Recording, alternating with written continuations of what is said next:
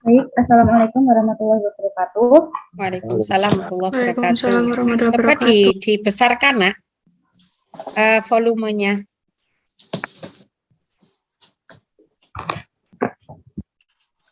Baik, kami akan mempresentasikan proposal penelitian yang akan kami lakukan di Madiun mengenai porang dengan judul struktur vegetasi naungan porang Amorphophallus muelleriflum di Desa Klangon, Kecamatan Seragen, Kabupaten Madiun.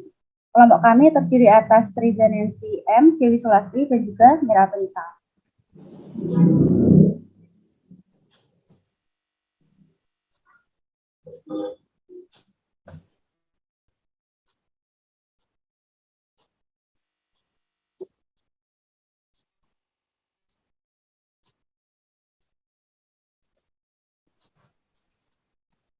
Tanaman porang atau Amorphophallus muelleriflum adalah tanaman yang masuk genus Amorphophallus, merupakan famili dari Araceae, yaitu tumbuhan bersemak dengan 110 genus dan lebih dari 2.500 spesies yang tersebar di seluruh dunia.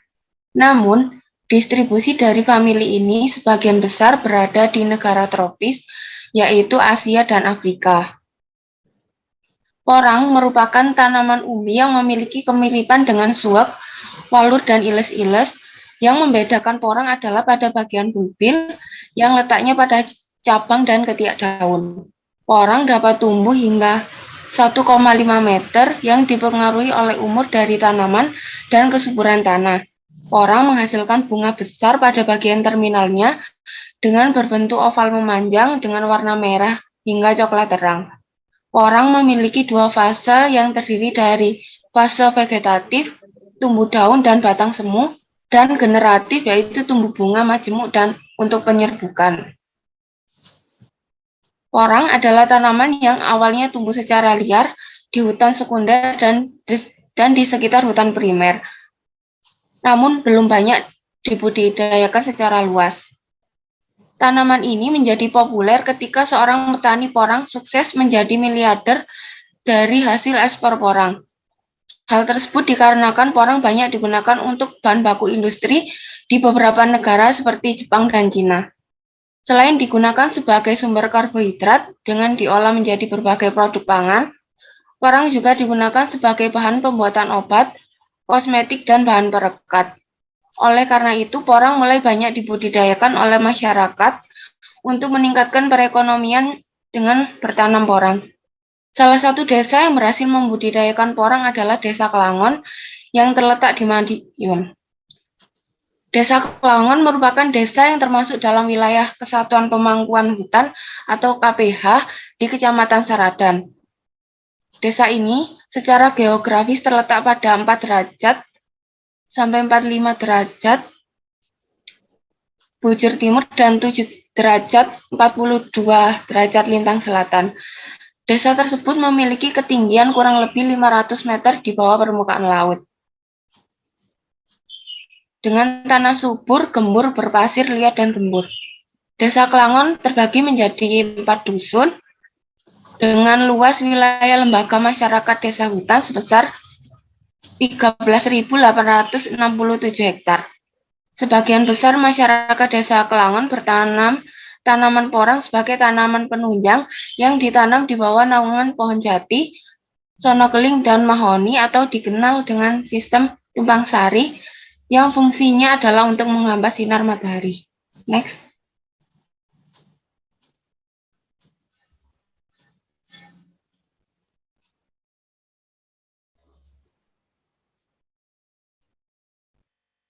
Selanjutnya,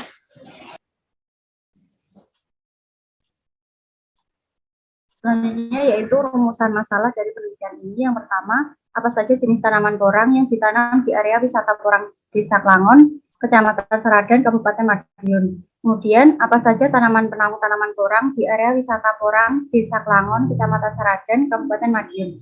Yang terakhir yaitu bagaimana pemanfaatan porang pasca panen di Desa Klangon, Kecamatan Seragen, Kabupaten Madiun. Untuk tujuannya, yang pertama, mengetahui jenis tanaman porang yang ditanam di area wisata porang di Desa Klangon, Kecamatan Seragen, Kabupaten Madiun, mengetahui tanaman penanggung tanaman porang di area wisata porang Desa Klangon, Kecamatan Seragen, Kabupaten Madiun, dan mengetahui pemanfaatan tanaman porang pasca panen di Desa Klangon, Kecamatan Saradan, Kabupaten Madiun.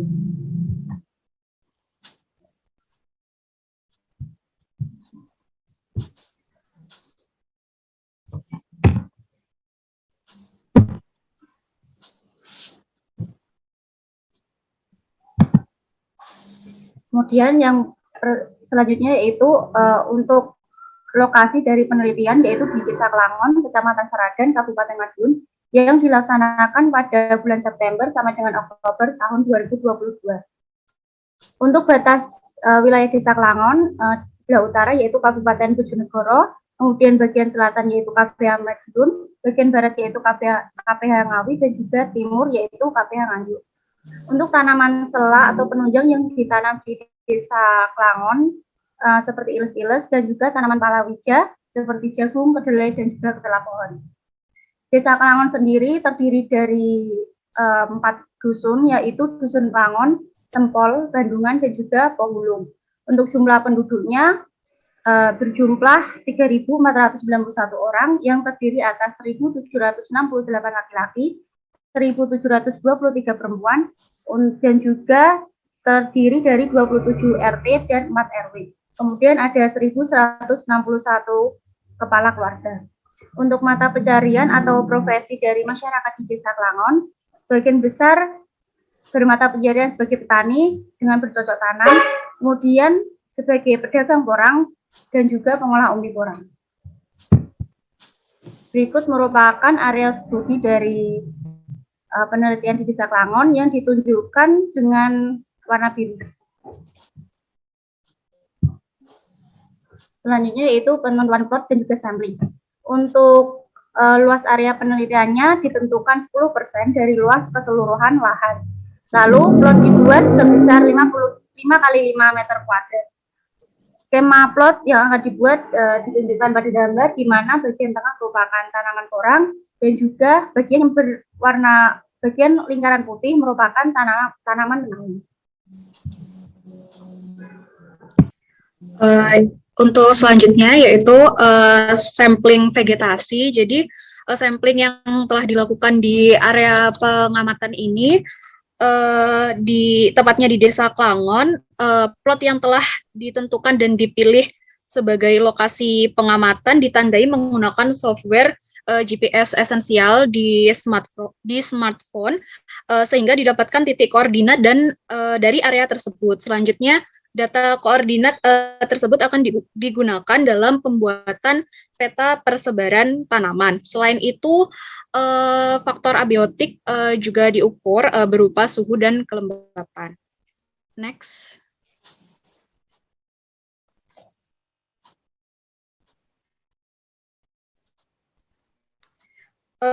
Untuk identifikasi jenis porang dan tanaman penaungnya dilakukan di area sampling dengan mengamati karakter morfologi meliputi daun, batang, bunga, dan bulbil jika dimungkinkan ada. Pengamatan tersebut meliputi warna, ukuran dari masing-masing organ. Selain porang, identifikasi juga dilakukan pada tanaman penaung porang, kemudian hasil pengamatan morfologi porang dan tanaman penaungnya dicocokkan dengan buku kunci identifikasi, bisa Flora of Java, ataupun jurnal terkait. Selanjutnya. Untuk analisis datanya sendiri, data hasil pengamatan morfologi yang telah diperoleh dianalisis menggunakan analisis deskriptif, yaitu meliputi deskripsi, klasifikasi, distribusi, dan manfaat dari masing-masing jenis tanaman yang telah ditemukan. Selain itu, gambar dokumentasi juga disajikan sebagai hasil dari observasi yang telah dilakukan. Lalu untuk titik koordinat yang telah didapatkan dari tiap plot akan digunakan untuk membuat peta persebaran pada masing-masing lokasi menggunakan software Quantum GIS. Sekian presentasi dari kelompok kami. Ada kurang lebihnya kami mohon maaf. Ya, baik. Ya. Silakan Pak Jati untuk memberikan arahan, Pak, terkait small project-nya ini, mini project identifikasi. Silakan Bapak. Oke, terima kasih. Saya kira presentasi yang cukup menarik gitu ya. Pertama ini saya ingin tahu, ini lokasinya kan ada di KPH ya. KPH itu adalah milik perhutani. Nah, masyarakatnya itu masyarakat di luar perhutani atau mungkin ada yang di dalam perhutani. Artinya di dalam perhutani itu Magersari, Magersaren gitu ya. Atau dadalan atau apa namanya, ya dadalan gitu ya. Kira-kira di mana tempatnya ini? Ini kan di Madiun, di desa apa namanya, Klangon ya. Ini pertanyaan saya dulu supaya agak jelas itu ya. Monggo.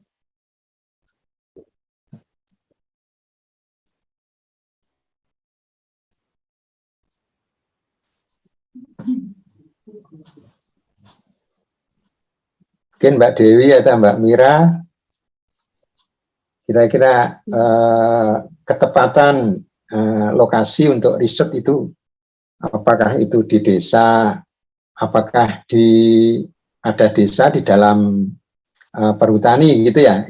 Ini barangkali yang menarik.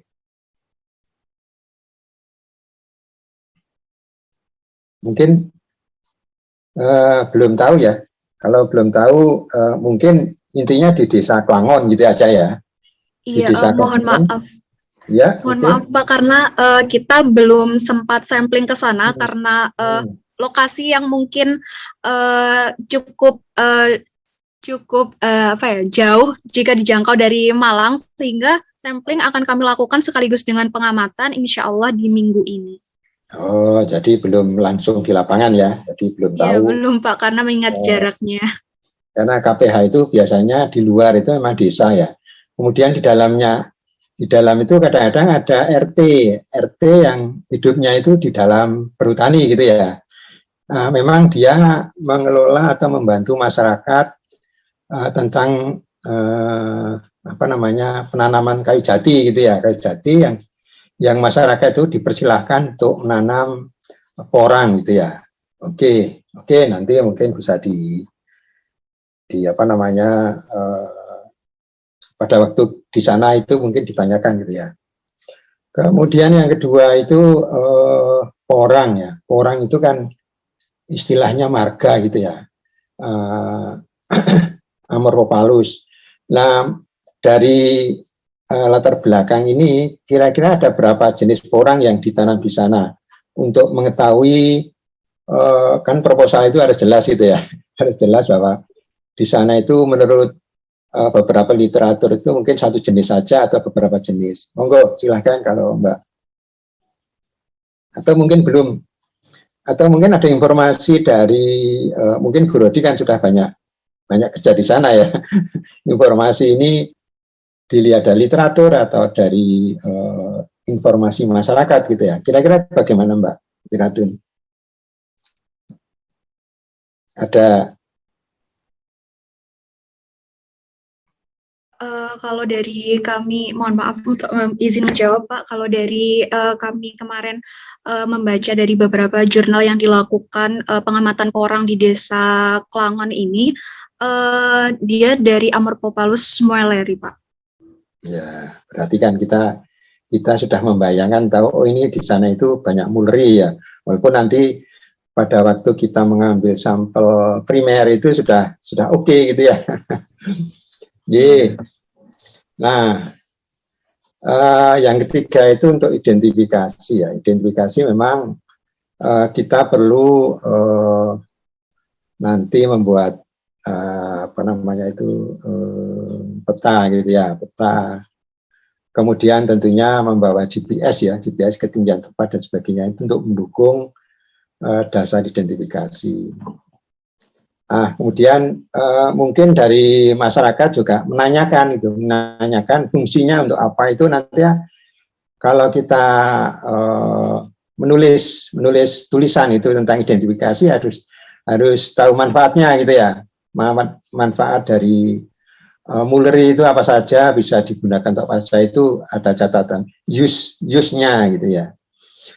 Nah, kemudian tadi lingkungan tentunya menggunakan plot juga gitu ya, plot di antara tanaman porang itu 5x5 itu memang ekologi itu yang tetapi kita juga sangat baik untuk mengetahui distribusi porang maupun distribusi naungan gitu ya, naungannya kan jati gitu ya.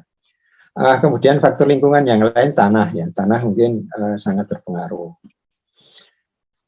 Biasanya begitu, jadi ada use, ada manfaat, kemudian ada ekologinya, mungkin faktor tanah, faktor yang lain, itu menjadi catatan nanti di dalam penulisan gitu ya.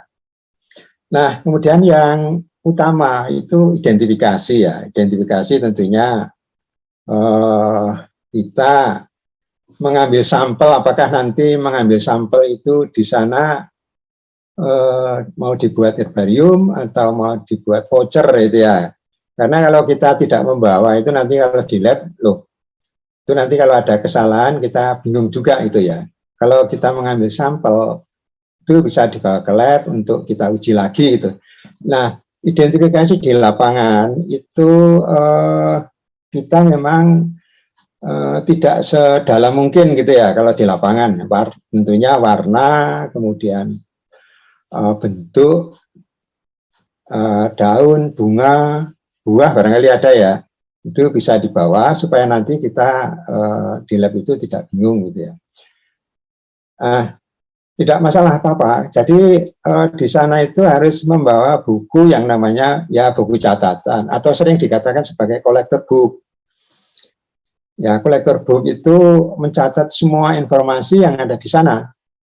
Itu kalau kita tidak mempunyai collector book, nah ini berbahaya gitu ya. Kemudian tadi tentang tumbuhannya mengambil berapa sampel, ada nomornya gitu ya, nomor 1, nomor 2, nomor 3 dan sebagainya. Nah, pengamatan di lapangan untuk identifikasi itu menggunakan karena waktunya kan terbatas ya. Nah, mungkin secepat mungkin foto. Foto itu sangat penting ya untuk memfoto tanamannya, kayu jatinya, kemudian untuk memfoto bunganya dan sebagainya nanti bisa digunakan untuk laporan gitu ya, laporan di sana. Soalnya nanti kalau sudah dibawa ke lab itu sudah berubah gitu. Itu supaya diperhatikan. Nah, untuk urutan penulisan identifikasi nanti dilakukan di lab aja gitu ya untuk dalamnya gitu. Karena di situ ada aturan penulisan itu mulai dari bawah ya, bawah ke atas, dari dalam, dari luar ke dalam gitu ya. Jadi kalau bunga itu dari luar ke dalam gitu ya, dari organ tangkai, kemudian mahkota, kelopak dulu ya, kemudian mahkota, kemudian baru serbuk sari dan dalamnya ya. Tentunya kalau tanaman-tanaman tertentu itu mempunyai tadi bulbil gitu ya, bulbil itu sesuatu yang menarik juga itu ya untuk kita identifikasi juga gitu. Ya mungkin sementara itu saya kira untuk menambah wawasan gitu ya, wawasan dari adik-adik semuanya. Monggo. Ya, baik. Ya, terima kasih Pak Jati. Ya, Riza, Mira, dan Dewi ya. Oke, apa peta Klangon, Desa Klangon sudah belum? Coba ditayangkan lagi apa slide-nya.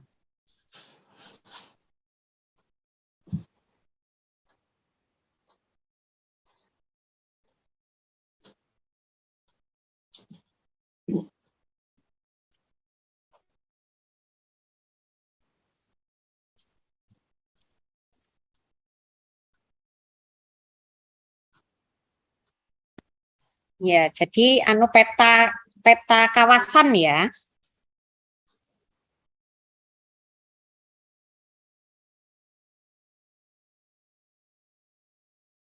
Adik-adik, tolong dipastikan sinyal baik ya, agar tidak memakan waktu kalau presentasi ya.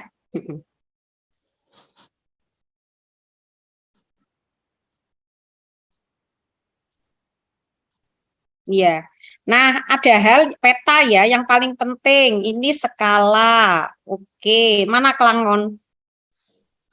Desa Klangon. Ya. Kalau bisa nanti mencari Desa Klangon ya. Desa Klangon itu terus jadi ada petanya, ada dia itu hutannya berapa ya, terus pemukimannya berapa, itu ya sudah, ini oke ya, bagus. Kemudian tadi Pak Jati menyampaikan cara identifikasi, karena ini yang paling penting adalah cara identifikasi di metode, Dek. Ya, oke. Peta ini ya, oke. Terus cara identifikasi.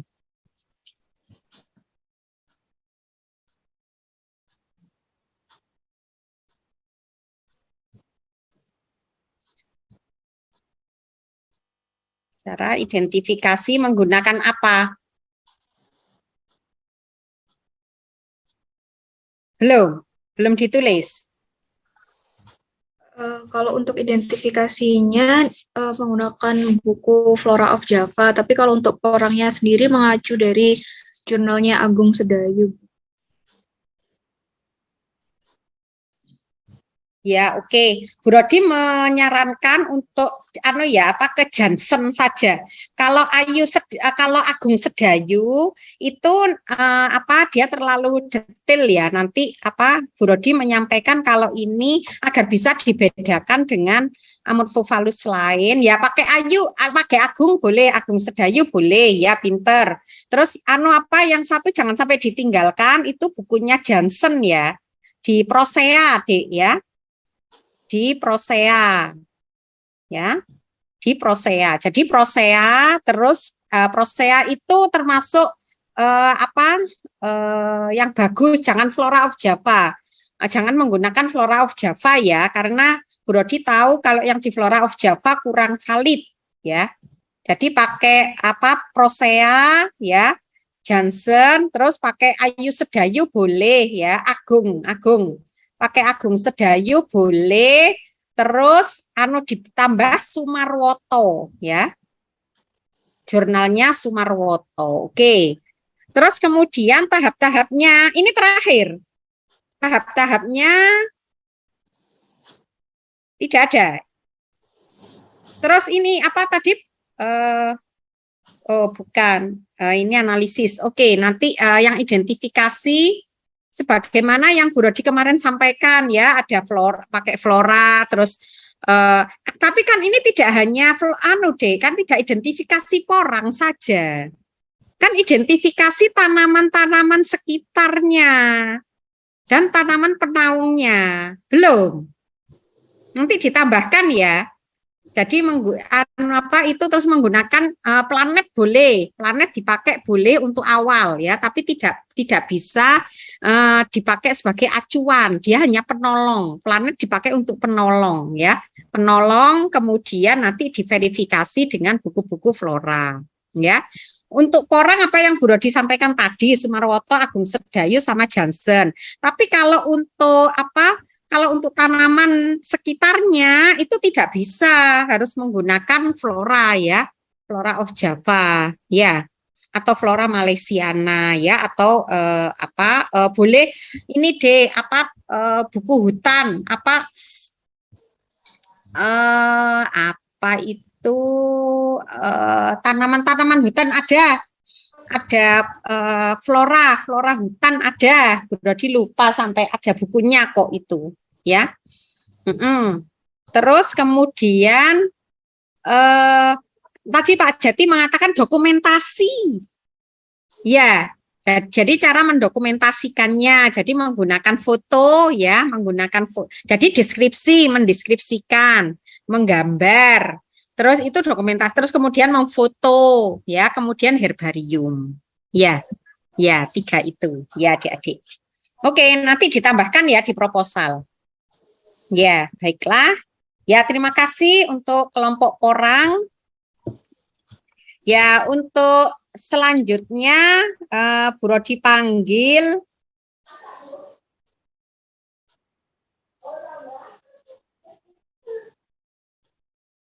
Bu Rodi panggil kelompok mangrove.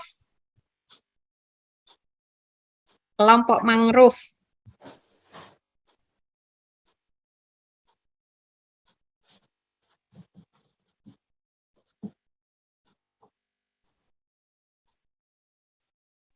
Iya, Ibu, sebentar.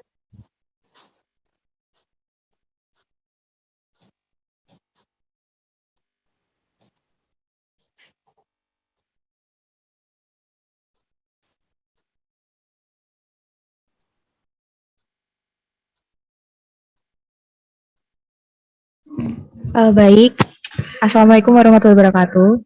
Waalaikumsalam warahmatullahi wabarakatuh.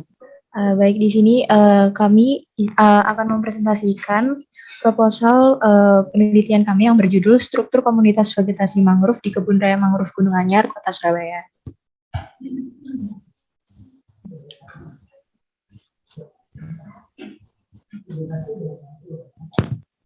Yang pertama, latar belakang.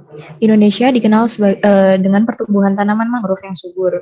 Suburnya tanaman mangrove tersebut ditunjang oleh faktor abiotik seperti iklim tropis, curah hujan di Indonesia yang tinggi, lalu dapat pula dipengaruhi oleh sedimen pantai yang sesuai untuk pertumbuhan mangrove. Hal tersebut membuat Indonesia dinobatkan menjadi negara dengan kawasan mangrove terluas di Asia Tenggara, yaitu sebesar 31.890 km persegi. Kota Surabaya merupakan salah satu wilayah mangrove di Indonesia yang mengalami kerusakan. Sekitar 40% atau sekitar 400 hektar hutan mangrove di pesisir timur Surabaya pada tahun 2008 ini dinyatakan berada dalam kondisi yang rusak. Kerusakan tersebut dapat diakibatkan karena adanya alih fungsi lahan mangrove, termasuk perubahan lahan mangrove menjadi lahan pertambakan. Salah satu upaya yang dapat dilakukan adalah melakukan pelestarian mangrove agar keragaman mangrove tetap terjaga. Selain itu, pemerintah Kota Surabaya juga mulai melakukan rehabilitasi hutan mangrove pada tahun 2009. Hutan mangrove yang direhabilitasi salah satunya yaitu ada di daerah Gunung Anyar. Adanya rehabilitasi di Gunung Anyar ini dikembangkan sebagai kebun raya mangrove, maka perlu juga dilakukan analisis struktur komunitas mangrove di kebun raya tersebut untuk mengetahui keberhasilan rehabilitasi dari hutan mangrove.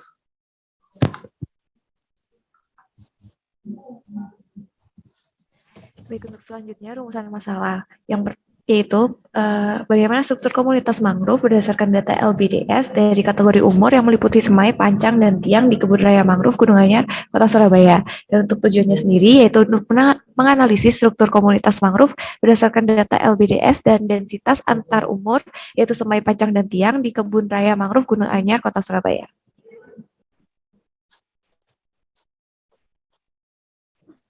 Untuk selanjutnya, metode penelitian untuk waktu penelitian ini akan dilakukan dari bulan Oktober hingga November pada tahun 2022 dan lokasinya akan bertempat di Kebun Raya Mangrove Gunung Anyar. Dan pada lokasi ini akan dibuat 2 titik dengan setiap titik akan dibuat 1 plot bersarang. Next. Selanjutnya untuk metode penelitiannya dibuat plot 10x10 untuk ukuran tiang, di mana ukuran tiang ini ukurannya kurang dari 2 meter dengan diameter lebih dari 4 meter. Selanjutnya untuk plot 5x5 untuk kategori pancang, di mana untuk kategori pancang ini tingginya lebih dari 2 meter dan diameternya lebih dari 4 meter. Dan untuk kategori semai menggunakan plot 2x2 dengan tinggi kurang dari 2 meter. Selanjutnya adalah identifikasi dan perhitungan jumlah spesies, perhitungan diameter dan diameter tanaman setinggi dada, pengukuran tinggi tanaman. Pada masing-masing dilakukan lalu selanjutnya dihitung LBDS dan densitasnya pada Microsoft Excel. Berikut ini merupakan daftar pustaka yang kami gunakan. Sekian dari kami, kurang lebih mohon maaf. Wassalamualaikum warahmatullahi wabarakatuh. Ya, waalaikumsalam warahmatullahi wabarakatuh. Ya, silahkan Pak Jati memberikan masukan untuk mangrove ini, Pak. Di Surabaya ya, Dek ya? Betul, Ibu. Di Surabaya ya. Nah, tentunya pada umumnya itu mangrove banyak yang rusak ya, karena masyarakat itu menggunakan untuk perumahan maupun untuk tambak gitu ya, pada umumnya gitu ya. Ya, tidak apa-apa. Saya menambahkan aja, ini kan sudah menjadi, kalau dilihat dari gambarnya tadi sudah pohon gede-gede gitu ya, sehingga kita didukung oleh tadi peta, kemudian yang kedua alat-alat itu untuk menentukan pohon, itu tinggi pohon ya, barangkali ada alat khusus itu ya, atau dikira-kira pakai apa namanya, perkiraan sudut gitu ya, sudut segitiga itu kan bisa memperkirakan tinggi pohon gitu ya. Nah, kemudian alat apa namanya, alat jangka sorong. Nah, ini penting ya, untuk menentukan besarnya diameter itu lebih enak pakai jangka sorong gitu ya. Bisa juga dengan kalau saya ya kadang-kadang saya tambahi dengan meteran jahit gitu ya. Kalau di lapangan gitu meteran jahit, kemudian ada alat untuk menentukan ketinggian pohon, kemudian jangka sorong itu biasanya gitu. Kemudian mungkin di situ kalau kita lihat dari faunanya itu cukup banyak juga gitu ya.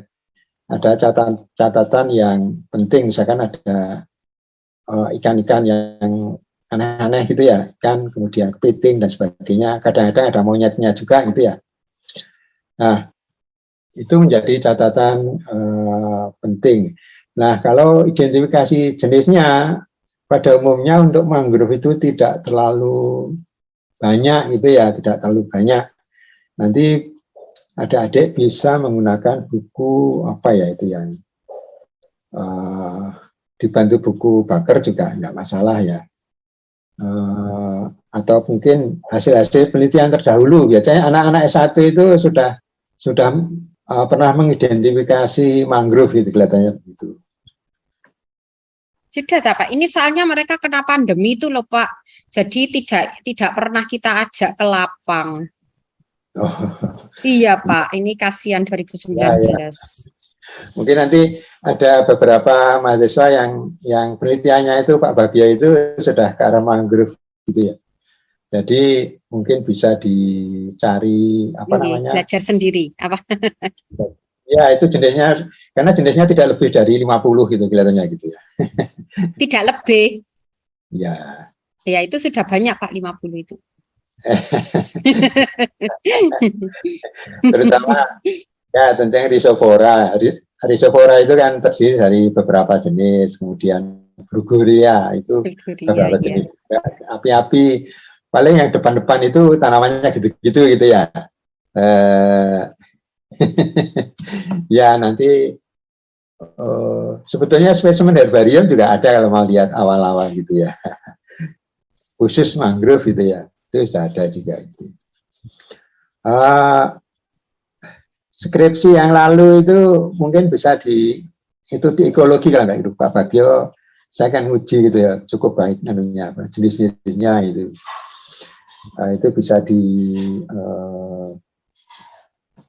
Oke, saya kira mungkin ketinggian tempat juga saya kira penting ya, GPS gitu ya. Kalau identifikasinya memang sudah biasa ya. Jadi kalau saya kadang-kadang udah hafal sendirinya gitu ya. Tapi kalau anak-anak mungkin perlu mengambil sampel tidak apa-apa gitu ya, sedikit-sedikit untuk dibuat herbarium nanti. Akan memudahkan untuk identifikasi gitu. Mungkin tambahan saya gitu. Terima kasih. Ya, terima kasih Pak Jati. Ya, adik-adik, sebagaimana yang tadi saya sampaikan juga pada kelompok yang pertama, peta, terus cara identifikasi ya. Sudah cara identifikasinya.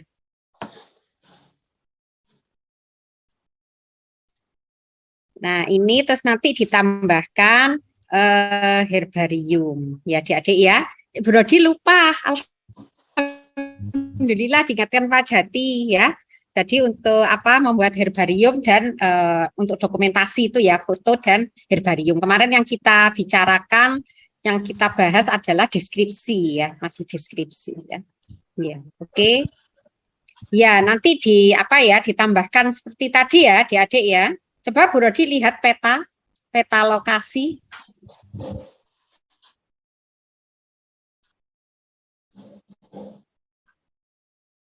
Oh, begini saja. Oh, lah ini skalanya mana? Skala dan mata angin, ya. Skala dan mata angin itu hal yang harus, maksudnya membuat peta itu dua hal itu tidak boleh lepas ya, tidak boleh tidak ada. Terus nanti cara identifikasi ya, cara identifikasi itu seingat saya sudah menuliskan itu ya, dengan flora, dengan peta, dengan kunci identifikasi ya. Belum ditulis? Iya, belum Ibu. Nanti akan kami tambahkan. Iya. Oke ya. Ini apa? Nanti yang nilainya banyak juga pada saat penulisan proposal ya. Jadi setelah ini proposalnya ditulis gitu ya, dikumpulkan setelah minggu depan ya. Setelah minggu depan, jadi just after ya, setelah minggu depan kan ini sudah selesai semua kelompok presentasi. Ya. Oke, begitu ya Adik-adik ya. Ya, terima kasih. Ya. Baik, terima kasih Ibu. Terima kasih.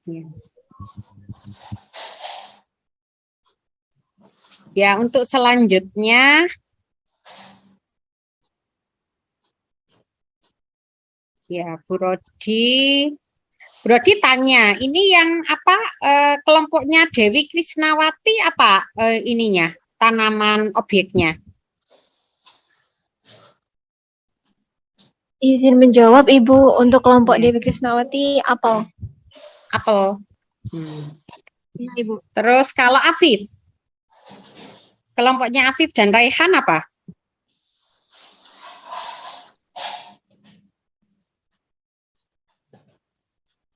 Afif.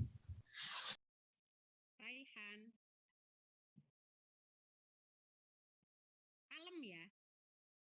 Oh ya. Afif, kurma itu ya? Afif, sudah siap?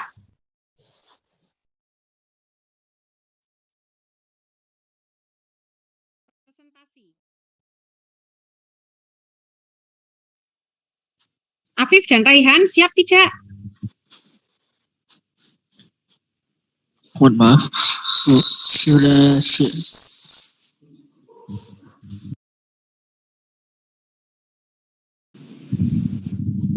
Ya, oke.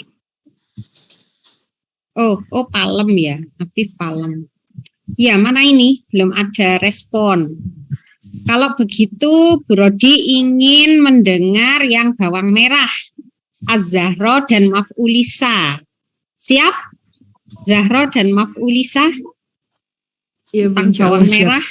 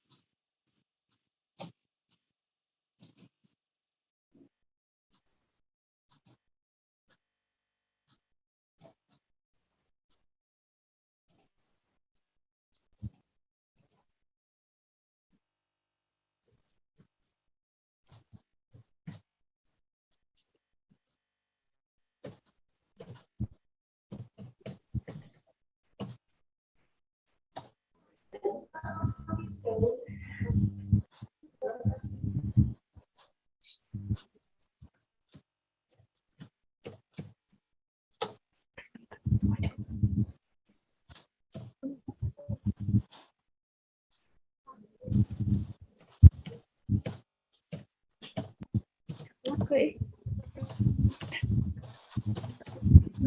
Apa?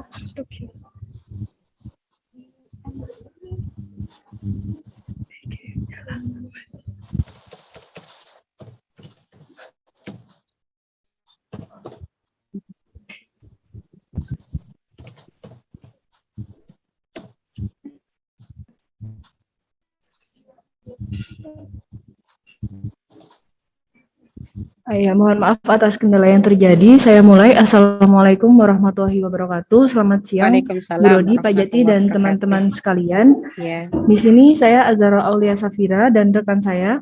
Maaf Ulisa dari Febrian Islami. Kami akan mempresentasikan proposal kami dengan judul Identifikasi Bawang Merah dan Tumbuhan Sekitar di Desa Gunung Rejo, Kecamatan Singosari, Malang. Next. Yang pertama yakni pendahuluan. Bawang merah atau Allium ascalonicum merupakan tumbuhan yang banyak dimanfaatkan oleh masyarakat Indonesia. Nilai etnobotani dari bawang merah juga cukup tinggi dikarenakan banyak digunakan dalam berbagai aspek kehidupan, di antaranya ialah dalam bidang pemenuhan kebutuhan pangan, berbagai upacara tradisional, serta pengobatan. Berbagai pemanfaatan tersebut berdampak pada tingginya produksi bawang merah, di mana data Badan Pusat Statistik pada tahun 2022 menyatakan bahwa produksi bawang merah meningkat sebanyak 10,42% pada tahun 2021 dan menjadikan bawang merah sebagai komoditas kedua terbesar yang dihasilkan. Selanjutnya, kajian botani dari bawang merah menyatakan bahwa tanaman tersebut merupakan tanaman biennial. Namun dalam proses pembudidayaan, bawang merah umumnya merupakan tanaman annual yang tidak sampai masa panennya tidak sampai 1 tahun. Bawang merah dapat tumbuh dengan ketinggian mencapai 20 hingga 25 cm dan membentuk rumpun dengan perkembangan yang intens. Akar pada bawang merah merupakan akar serabut dan berwarna keputihan. Dan umbi bawang merah dapat berbeda berdasarkan varietasnya. Namun secara umum daun bawang merah berbentuk silinder dengan warna hijau muda dan berukuran 25 hingga 45 cm. Pada tahun kedua pertumbuhan, daun bawang merah dapat mengalami pemanjangan hingga mencapai 40 hingga 80 cm. Bawang merah juga mampu menghasilkan 30 umbi hingga 30 umbi dengan berat rata-rata mencapai 500 gram. Umbi dari tanaman bawang merah dapat berbentuk seperti buah telur atau seperti buah pir dengan diameter 0,5 hingga 2 cm, panjang 1,5 cm, dan berat mampu mencapai 100 gram untuk tiap umbinya. Warna kulit dari bawang merah dapat bervariasi, yakni coklat, merah, atau abu-abu dengan daging berwarna putih yang memiliki lapisan magenta, dan pembungaan pada bawang merah memiliki tipe spherical multiflorus yang berwarna merah muda, yang berwarna merah muda kebiruan atau keunguan. Bawang merah sendiri diperkirakan berasal dari Cina dan ditemukan sejak 2000 tahun sebelum Masehi. Selanjutnya, bawang merah ini terdistribusi ke India hingga ke wilayah Mediterania Timur.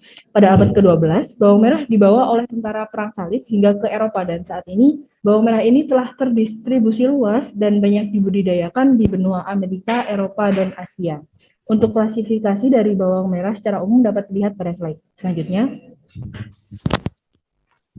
Pemanfaatan bawang merah secara umum adalah sebagai bahan masakan. Namun penggunaan komoditas tersebut sebagai bahan pangan telah diaplikasikan pada berbagai negara dengan ciri khas makanan yang beragam. Bawang merah ini juga terbukti memiliki manfaat yang baik dalam bidang kesehatan. Tanaman tersebut merupakan sumber antioksidan yang baik dikarenakan mengandung senyawa-senyawa seperti quercetin dan camphorol. Selain itu, bawang merah juga mengandung berbagai senyawa seperti sulfur, kalsium, fosfor, magnesium, selenium, besi, serat, gula, lemak, protein, karbohidrat, dan air. Berdasar berbagai kandungan tersebut, bawang merah teruji mampu mengurangi produksi kolesterol, tekanan darah, kekakuan pembuluh darah, risiko jantung koroner, dan mencegah stroke. Selanjutnya, bawang merah memiliki banyak varietas dengan ciri dan karakter berbeda. Namun varietas Tajuk atau Thailand Nganjuk merupakan varietas yang berasal dari Thailand dan tergolong varietas introduksi yang saat ini telah banyak dikembangkan di Indonesia. Varietas tersebut dapat dipanen setelah 60 hingga 70 hari dengan jumlah umbi mencapai 5 hingga 15 buah. Kondisi lingkungan penanaman varietas ini ialah pada ketinggian 30 mdpl dengan pH 5,5 hingga 7. Kelebihan dari varietas tersebut ialah kualitas umbi yang lebih baik dan produktivitas yang lebih tinggi. Baik, selanjutnya yakni distribusi dan area studi bawang merah.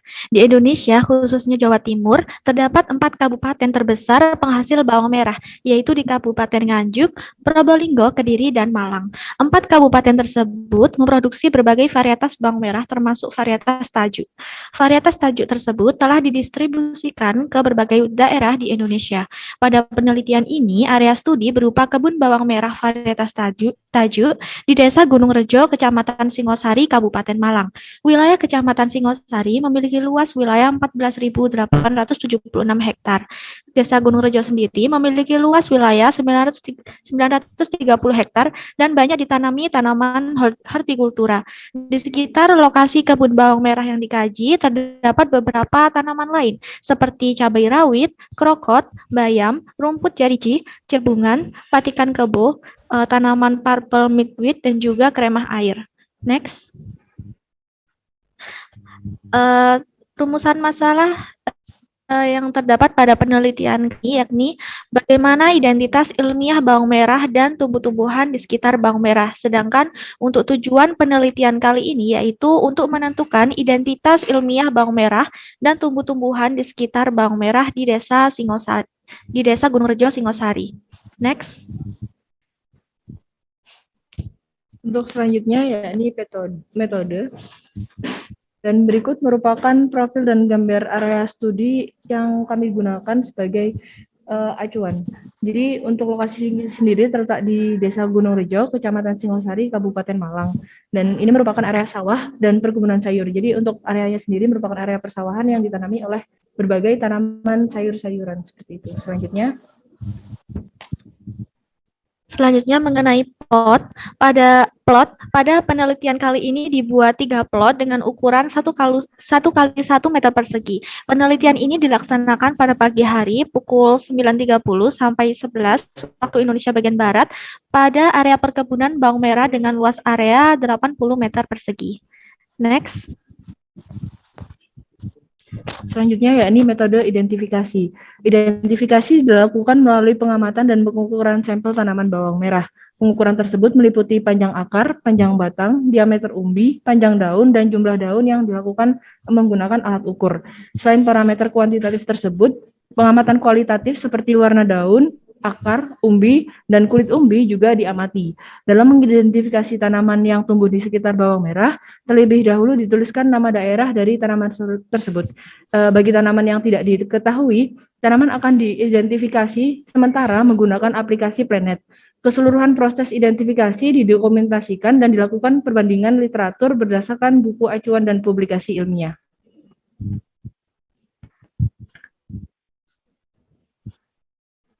Selanjutnya yakni analisis data dan penyajian. Data yang diperoleh berupa gambar dan morfologi bawang merah varietas Taju ini dicatat dan dibandingkan dengan literatur.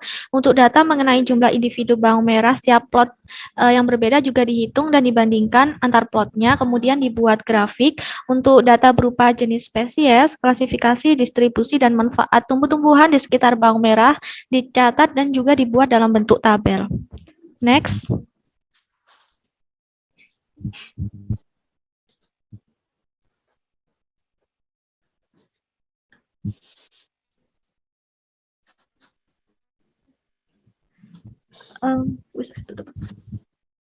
Berikut referensi yang kami gunakan. Sekian presentasi dari kami, kurang lebihnya mohon maaf. Wassalamualaikum warahmatullahi wabarakatuh. Saya kembalikan ke Bu Rodi. Ya, terima kasih. Nggih, monggo Pak Jati memberi arahan. Terima kasih. Sebetulnya untuk bawang merah itu wilayahnya pertanian ya. Ya. Tapi orang-orang biologi pun boleh-boleh saja untuk meneliti gitu ya. Memang kalau dilihat dari beberapa catatan yang saya tahu itu yang paling bagus adalah di Probolinggo, Madiun itu memang produk berambang yang berkualitas gitu ya. Tetapi ini kan penelitian di Malang gitu ya. Oke, kemudian mungkin gini ada tambahan teknik budidaya gitu ya. Teknik budidaya kan dibuat bedeng dan sebagainya itu kan teknik-teknik mereka itu ya mungkin bisa sebagai catatan. Kemudian yang kedua itu di dalam penelitian ini mungkin minta 2 atau 3 tanaman yang sampai berbunga gitu ya.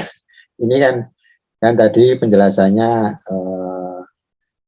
ditanam kemudian tinggi daunnya tapi belum sampai berbunga. Barangkali alangkah baiknya kalau minta 3 atau 4 tanaman untuk dibungakan gitu ya, sehingga nanti kita tahu bunganya gitu ya. kalau tanaman-tanaman liar yang dekat di tanaman mereka memang kemudian pemupukan barangkali bisa sebagai catatan ya itu dari penelitian ini gitu ya. Jadi mungkin seperti brambang atau bawang merah itu ditanam monokultur atau campuran gitu, mungkin nanti bisa dicatat gitu ya. Kemudian musim karena tanaman ini kalau tidak musim panas sekali itu kurang bagus ya. Barangkali itu catatan lingkungan. Oke, monggo kami serahkan Bu tadi. Ya, terima kasih. Ya, adik-adik, ini brambang. Jadi nanti yang dibuat herbarium ya, itu brambang ya. Tantangan tersendiri ini, jadi kalian harus bisa membuat herbariumnya brambang. Terus tadi diingatkan yang ada yang sampai berbunga ya adik-adik ya. Saatnya nanti ada foto bunganya ya, begitu. Ya, itu bagus. Nanti diusahakan untuk menemui bunga di lahan pengamatan ya. Nah, kemudian tadi Bu Rodi ini penasaran kok ada jam pengamatan ya? Jam pengamatannya kok ditentukan?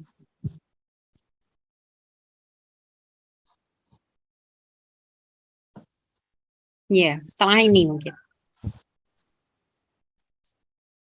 Apa alasannya? Iya Bu, Azhar izin menjawab. Mohon maaf, untuk jam itu sebenarnya yang kami lakukan, yang kami cantumkan itu jam saat samplingnya kemarin Bu. Jadi untuk jam pengamatannya sepertinya akan kami ubah kembali. Terima kasih sudah diingatkan. Oh, iya. Terus selain yang penting juga ini peta ya. Peta bukan lahannya oke, itu bagus. Hanya saja itu dia ada di mana? Lokasi ininya ya, lokasi geografi. Ya, ditambahkan. Nah, ini kan tidak tahu ya di mana letak di Singosarinya ya. Desa Gunung Rejo itu seberapa dan area ini berapanya ya, bagian seberapanya dari Desa Gunung Rejo. Nah, itu akan tahu kalau kalian membuat peta ya. Peta misalkan Kabupaten Malang, Kecamatan Singosari di mana, Desa Gunung Rejo bagaimana ya, terus ini lokasi pengamatannya ya. Ya. Jadi tidak apa-apa satu peta, satu gambar peta tapi ada lokasi ya. Ada ya. Oke. Terus kemudian tadi mendeskripsikan ya. Jadi yang dibuat tabel deskripsinya sudah dibuat enggak? Kalau deskripsi kan tidak bisa dalam bentuk tabel, harus kaidah botani deskripsi ya berupa alenia.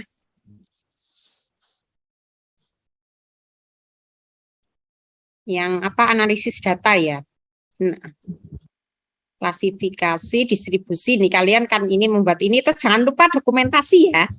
Nanti disebutkan dokumen penting itu ya untuk membuat herbarium ya adik-adik ya. Oke. Terus tabel tadi ada dibuat dalam bentuk tabel klasifikasi distribusi dan manfaat tumbuhan dicatat dan dibuat dalam bentuk tabel. Deskripsinya mana? Iya Bu, baik, nanti akan kami tambahkan. Ditambahkan ya, itu yang iya Bu. Ya, jadi apa yang sudah disampaikan ya pada teori-teori terdahulu itu jangan lupa ya. Deskripsi adalah hal yang penting dalam botani ya, dalam kajian botani ya. Jadi mengidentifikasi kemudian membuat deskripsinya. Oke, terus jangan berhenti di planet loh ya. Kalian tadi menyebutkan kemudian diverifikasi pada literatur itu dituliskan ya, nanti dituliskan di proposal ya. Jadi di proposal jangan berhenti pada planet ya. Planet itu hanya membantu ya, tapi aslinya ya identifikasi sendiri itu menggunakan kunci, menggunakan kunci identifikasi. Itu wis pasti wis kunci identifikasi ya. Nah, kunci identifikasi itu ada di buku-buku flora atau di paper-paper ya, di artikel ilmiah ya. Seperti itu adik-adik ya. Jadi identifikasi sementara dengan nanti kalau di proposal tidak boleh dikatakan seperti itu ya. Tidak ada identifikasi sementara ya. Jadi identifikasi bisa menggunakan planet, kemudian diverifikasi gitu boleh ya. Diverifikasi, dikonfirmasi ya melalui kunci identifikasi ya yang dipublikasikan pada buku-buku flora dan dan referensi ya. Ya, pada artikel ilmiah. Ya. Begitu ya, adik-adik ya. Iya, Bu. Baik, terima kasih atas saran-sarannya. Ya. Terima kasih untuk kelompok bawang merah. Adik-adik yang lain kalau ingin memberikan, karena waktunya memang tidak banyak ya, kalau mahasiswa ingin memberikan saran, masukan, akan kami hargai, akan kami apresiasi, silakan ditulis di chat ya. Terima kasih. Ya, untuk selanjutnya saya panggil kelompok bambu. Kelompok bambu ada 2 ya. Mungkin salah satu silahkan.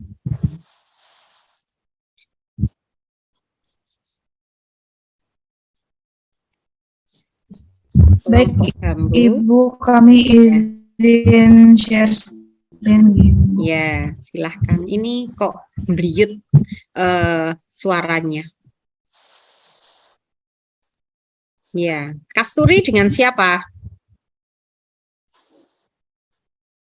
Putri. Dengan Foni dan Fitri Juliani. Oh iya. Kasturi, Putri, dan Foni. Oke, silahkan.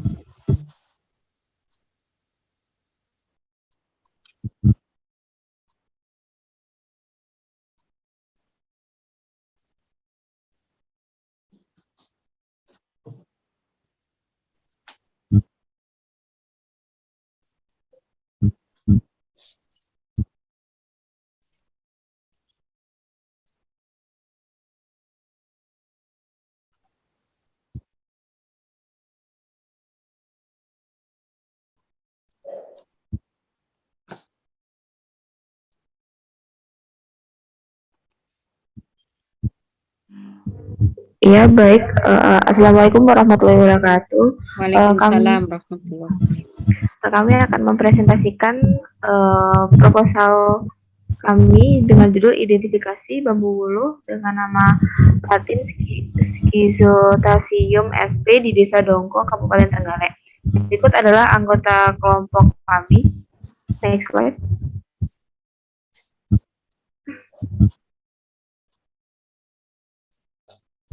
Daftar isi dari hari ini adalah ada pendahuluan dan juga metode yang kami gunakan, akan kami gunakan.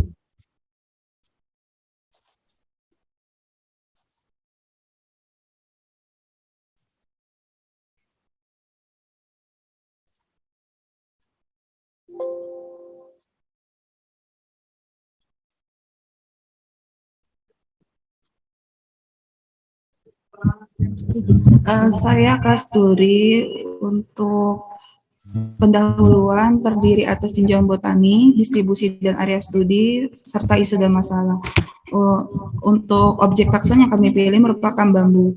Bambu banyak tersebar di daerah tropis dan subtropis Asia. Dari 1.000 jenis bambu dalam genera, sekitar 200 jenis dari 20 genera ditemukan di Asia Tenggara. Bambu wuluh sendiri sudah lama dimanfaatkan oleh masyarakat Desa Dongko, Kabupaten Trenggalek. Adapun untuk distribusi dan area studi adalah lokasi objek studi terletak di Desa Dongko, Kecamatan Dongko, Kabupaten Trenggalek. Dan untuk isu dan masalahnya adalah meskipun bambu telah lama digunakan oleh masyarakat Dongko, masih belum ada publikasi yang mencatat keberagaman jenis bambu di Desa Dongko. Identifikasi penting untuk dilakukan untuk mengetahui sebaran serta banyaknya ragam jenis bambu yang ada di Desa Dongko.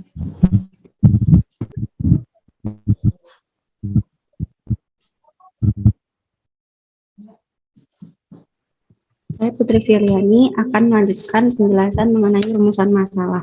Rumusan masalah kami yang pertama, bagaimana cara mengidentifikasi bambu wuluh. Yang kedua, bagaimana vegetasi di area sekitar bambu wuluh. Dan yang ketiga, mengapa identifikasi bambu wuluh penting untuk dilakukan. Next slide. Tujuan dari small project kami adalah untuk mengetahui cara identifikasi bambu wuluh, lalu untuk mengetahui vegetasi di area sekitar bambu wuluh, serta untuk mengetahui pentingnya identifikasi bambu wuluh.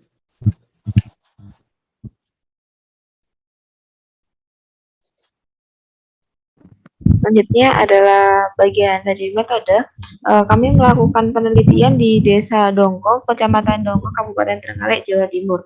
Dari data yang kami peroleh di desa ini dihuni oleh sebanyak 11.774 jiwa yang terbagi menjadi dua, yakni 5.974 jiwa laki-laki dan juga penduduk perempuan sebanyak 5.801 jiwa, dengan jumlah rumah tangga yang ada di desa kecamatan ini yakni sebanyak 2.944. Untuk spesimen yang kami gunakan sendiri merupakan bambu wuluh atau Schistoscium sp yang dengan menggunakan plot sebanyak 3 kali ulangan dengan besaran 5 kali 5 meter persegi. Selanjutnya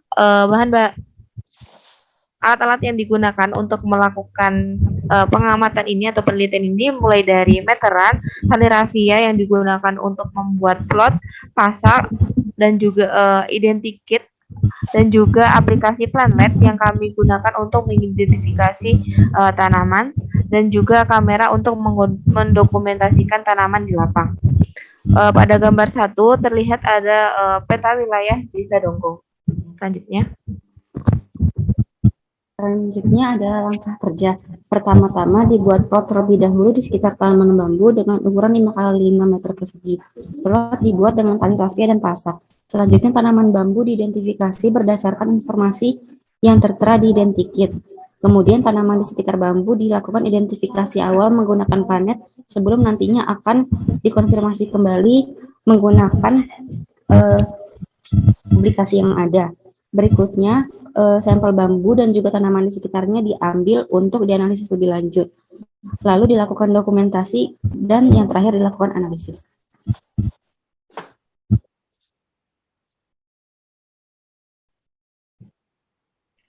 Berikut adalah contoh-contoh dari lokasi tempat pertumbuhan bambu yang ada di Desa Dongko.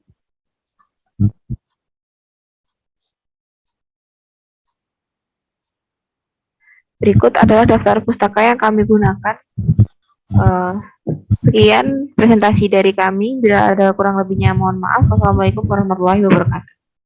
Waalaikumsalam warahmatullahi wabarakatuh. Ya, monggo Pak Jati. Terima kasih Bu. Sami-sami. Adik-adik sekalian, bambu itu kan pohon atau semak ya. Mungkin bisa melihat buku Prosea, mungkin ada di pustakaan kan dulu itu jenis-jenis bambu gitu ya. Pertama tentang pembuatan plot ya. Saya masih ragu ya, karena di dalam satu dapuran atau satu kelompok bambu itu masih dalam satu individu. Kalau dalam satu individu nanti kalau 5 kali 5 itu kelompoknya itu ada 10 kali 10 gitu ya, besar sekali gitu. Kita repot juga. Nah ini yang perlu dipahami gitu ya. Mungkin nanti bisa diskusi dengan Bu Endang gitu. Jadi 10 kali 10 itu merupakan satu individu sebetulnya. Apalagi 5 kali 5 gitu ya, satu individu gitu ya. Nah ini kalau dibuat analisis vegetasi menjadi lucu gitu ya. Nah ini mungkin nanti menjadi perhatian gitu ya. Yang pertama. Kemudian yang kedua itu bambu kalau di desa-desa atau itu tidak berbunga. Jadi karakter morfologi dari bambu itu yang menjadi penting ya untuk identifikasi gitu ya. Itu yang kedua. Kemudian mungkin mengambil spesimen yang bisa diambil, misalkan apa namanya itu, daun yang di bawah itu, atau mungkin rebungnya itu ya, biasanya ada sesuatu yang menarik di situ, ciri-cirinya gitu ya. Nah ini yang menjadi masalah di dalam identifikasi gitu ya. Kemudian yang kedua itu saya sarankan juga manfaatnya bagi masyarakat itu bisa digunakan gitu ya. Kemudian yang ketiga itu tentang bambu muluh ini barangkali mencari literatur dulu ya. Ada berapa jenis kira-kira tentang bambu muluh itu sehingga nanti karakternya bisa ditentukan gitu ya. Ini yang mungkin pandangan saya ya, tentang bambu ini.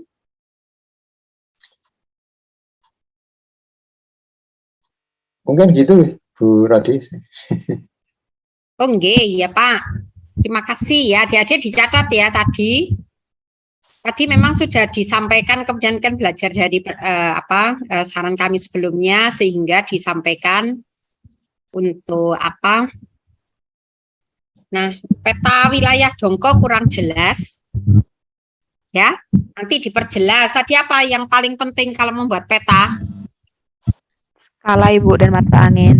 Ya, ini nanti disampaikan ya. Terus kemudian, nah ini kurang jelas. Jadi menggunakan yang peta lokasi, misalnya Trenggalek gitu ya. Terus desa Dongkonya ada di mana? Ya. Oke, saya kira nanti saran-saran saya hampir sama dengan ini. Terus yang menjadi tantangan kalian harus membuat herbarium bambu, ya. Ya, nggak apa-apa latihan, ya kan? Latihan membuat herbarium bambu. Ya, saya sarankan untuk ini nanti. Ini Pak Jati, jadi mereka yang bambu ini di Trenggalek, magang, ini dibimbing langsung oleh Prof. Elizabeth. Jadi saya mengharapkan kalian belajar banyak pada beliau. Karena Prof. Elizabeth itu ahli bambu nomor 1 di Indonesia ya. Jadi jangan lewatkan ya. Ya begitu ya.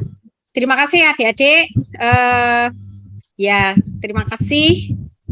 Saya kira cukup. Mungkin kita bisa beralih ke kelompok lain. Presenter terakhir saya tawarkan, siapa yang mau presentasi?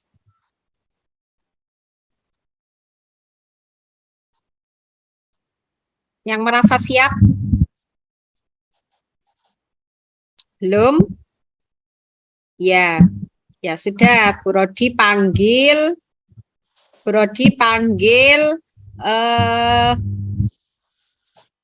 Kurma. Oh, kurma sudah? Belum kan? Kurma belum. Zulkarnain.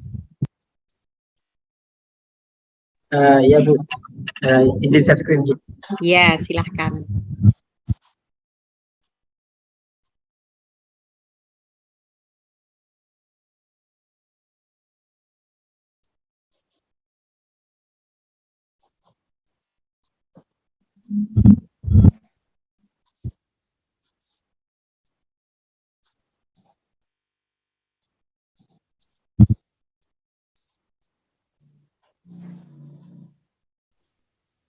Oke, ya silahkan dimulai, sudah jelas.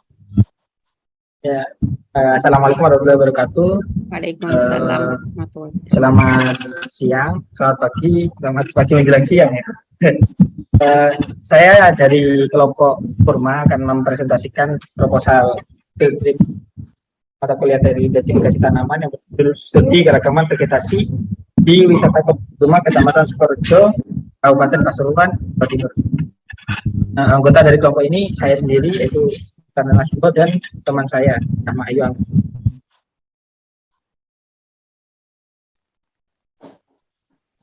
terkait latar belakang kurma Phoenix dactylifera dengan nama ilmiah Phoenix dactylifera merupakan tumbuhan berbunga monokotil dioecious dan merupakan tanaman tahunan yang termasuk dalam kelompok palem-paleman atau famili Arecaceae, mana pada famili ini terdapat 200 genus dan lebih dari 2.500 spesies. Untuk genus Phoenix sendiri merupakan salah satu genus yang kurang lebih memiliki 14 spesies, yang mana di dalamnya termasuk Phoenix dactylifera. Pohon kurma memiliki bentuk batang yang bulat dengan permukaan yang tidak rata. Kurma memiliki bentuk daun yang menyirip. Daun kurma terdapat duri pada tangkai daunnya. Jantan kurma berwarna kekuningan, sedangkan bunga betina berwarna keabu-abuan. Buah kurma berbentuk lonjong dan memiliki warna yang sedikit beragam. Antar varietasnya ada yang berwarna merah dan ada pula yang berwarna kuningan. Kurma merupakan tanaman yang berasal dari daerah Timur Tengah dan Afrika Utara, namun untuk sumber atau asal-usul pastinya dari mana masih belum diketahui. Dan untuk saat ini, kurma itu telah banyak dibudidayakan di berbagai daerah, baik tropis maupun subtropis di seluruh dunia.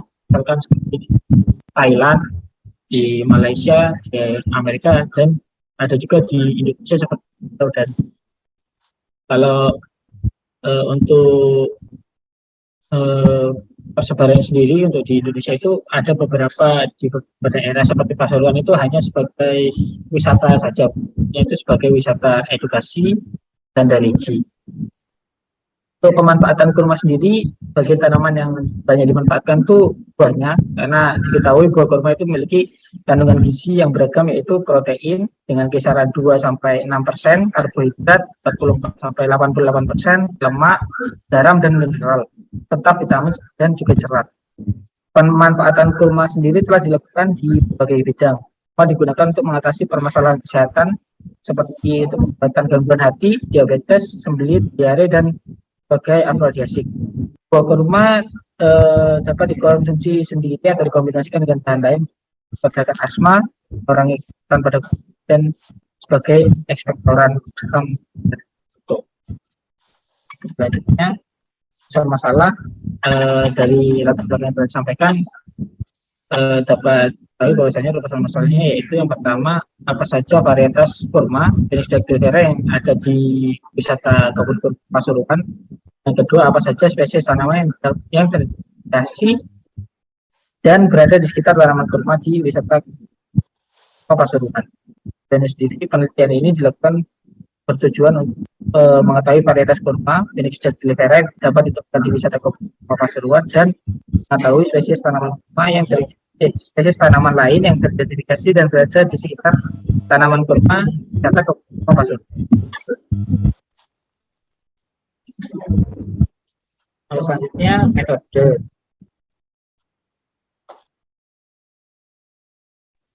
Baik, selanjutnya metode yang pertama ini ada profil dan gambar area studi. Wisata kebun kurma merupakan suatu bentuk wisata edukasi dan religi dengan luas kurang lebih mencapai 3 hektar.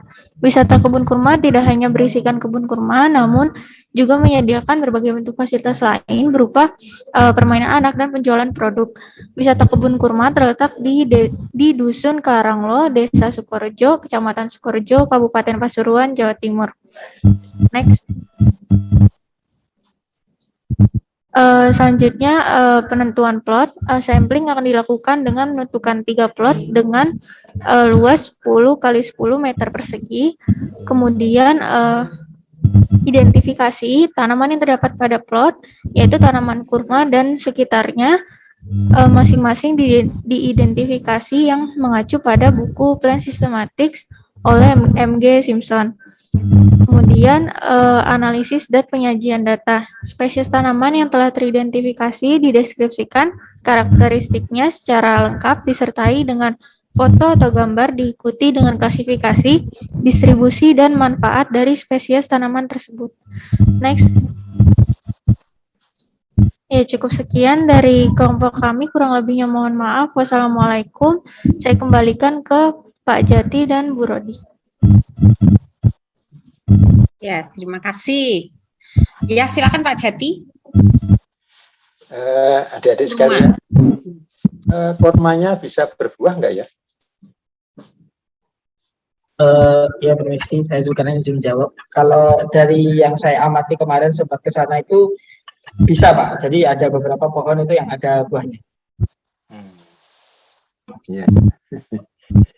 Ya, jadi ini ya, berkaitan dengan wisata itu ya. Wisata edukasi ya, wisata kurma gitu ya, kelihatannya begitu gitu ya. Terus kemudian desa Sukorejo itu di wilayah Probolinggo atau di mana ya? Di Pasuruan Pak, dari Purwosari itu ke arah utara.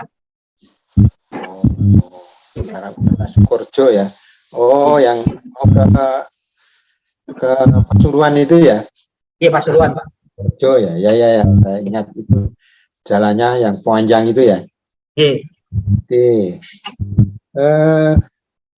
Yang pertama ini untuk identifikasi kurma itu kan karena pohonnya gede ya, itu memang perlu perhatian khusus ini. Jadi kalau kita buat herbarium itu seperti kelapa ini agak khusus juga. Mungkin nanti kapan-kapan bisa diskusi dengan adik-adik sekalian gitu ya. Kemudian mungkin bunganya juga gede juga ya. Mungkin pengamatannya ya di sana barangkali agak lama gitu ya. Mungkin bisa mengambil sedikit untuk dibawa ke lab gitu ya. Ini menjadi menarik karena kalau misalkan daunnya itu kan dengan teknik tertentu itu untuk membuat spesimennya itu ya. Oke. Kemudian varietas kurmanya ini saya kira juga mungkin bisa ditanyakan gitu ya. Karena varietas kan juga menentukan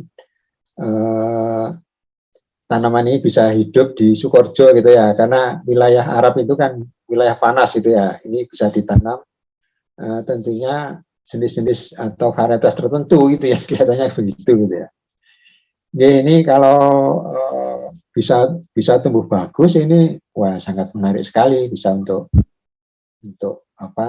mendukung industri kurma itu ya. Ini menarik. Oke, saya kira mungkin untuk ketinggian tempat dan sebagainya saya kira bisa dengan GPS. Kemudian tadi plotting 10-10 ini penanamannya itu apakah sudah ditentukan dari sana atau kelihatannya begitu ya, 10-10 itu penanamannya sendiri di sana memang sudah diatur dan juga dikelompokkan berdasarkan varietasnya. Dan kalau saya amati karena kemarin saya belum sempat nanya-nanya dengan pihak sananya Pak, jadi masih saya kira-kira sendiri itu kayak sebenarnya jarak tanamnya antar pohon-pohonnya itu 3 meter Pak. Iya. Jadi ya ini barangkali menarik ya. Ya mungkin sementara 10x10 tidak apa-apa. Nanti kalau memang 10x10 itu bagus sekali, barangkali ini sesuatu yang menarik gitu ya nanti dari hasil riset ini gitu ya. Ya mungkin begitu Bu Rodi. Ya, terima kasih. Ya, tadi ada masukan dari Pak Jati, terus tentang nanti kalau bisa ada spesimen yang dibawa, karena mungkin Pak Jati atau saya mungkin tidak bisa mendampingi ke sana. Ya, jadi apakah bisa kira-kira Zulkarnain? Bu, kalau soal itu saya belum tahu nih, soalnya belum sempat nanyakan. Mungkin kalau ke sana lagi nanti bakal saya tanyakan. Oh iya, coba ditanyakan. Terus kira-kira tanaman sekitarnya ada ya? Ada Bu, jadi di sana itu ya, tidak hanya ditanam kurma saja, jadi di space kosongnya itu ada yang ditanam sirsat, ada jeruk. Nah, karena itu kan wisata ya, jadi space kosongnya itu juga ada diisi kayak permainan anak atau semacamnya. Jadi sebenarnya saja. Iya. Terus mungkin ada rumput-rumput di bawahnya juga. Lalu ya, jangan lupa untuk dicatat. Iya. Iya. Terus Bu Rodi tadi kalau tidak salah dengar, tadi identifikasi menggunakan plan sistematiknya Simpson. Benar begitu? Iya, Ibu. Oh, ada apa di situ dia? Mengapa menggunakan Simpson? Ada kunci-kuncinya lengkap. Kalau sebenarnya dari yang saya sudah sempat baca di buku itu, kalau kunci-kunci secara lengkapnya kurang sebenarnya, hanya mendeskripsikan dari familinya saja, belum yang kayak spesifik dari jenisnya itu. Sejauh ini masih cari Ya, literatur yang familinya lebih biasanya. Iya. Ya, jangan menggunakan ini ya, nanti apa tidak standar ya. Jadi pakai Flora of Java saja ya, di RBC ada, di lab taksonomi ada.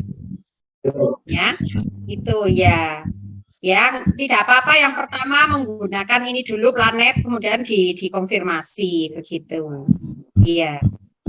Kalau ya kalian sebagai pemula ya. Tapi harus pakai kunci identifikasi deh, ya itu standar ya, standar metodenya ya, metode standarnya identifikasi itu menggunakan kunci identifikasi. Nah, ya begitu ya deh ya. Terus kemudian tadi ya apa vegetasinya ada ya. Terima kasih, saya kira cukup ya Pak Jati ya. Nanti adik-adik menambahkan apa yang tadi Bu Rodi dan Pak Jati sampaikan ya. Mungkin sudah bisa dibuat rancangan draft proposalnya ya untuk semua kelompok. Terus kemudian dikumpulkan paling lambat tanggal 5 Oktober. Ya, terima kasih kelompok kurma. Ya, ini. Terima kasih. Ya, oke. Ya, ini sudah 5, berarti minggu depan ternyata 9 kelompok ya. Berarti tadi keliru 10 kelompoknya, 9 kelompok. Berarti minggu depan 4 kelompok ya. Saya mengharapkan sudah lebih, maksudnya lebih lengkap ya daripada minggu ini. Ya, jangan khawatir terhadap nilai. Insya Allah kalau kalian melakukannya dengan sebaik-baiknya, insya Allah dapat A gitu ya. Ya, tapi harus iri berusaha ya. Oke ya. Nanti saya buatkan VLM-nya. Ya. Oke, terima kasih Pak Jati. Ada lagi yang ingin disampaikan Pak? Saya kira cukup Bu. Cukup ya. Ya. Ya, terima kasih adik-adik. Kurang lebihnya mohon maaf. Jaga kesehatan. Assalamualaikum warahmatullahi wabarakatuh.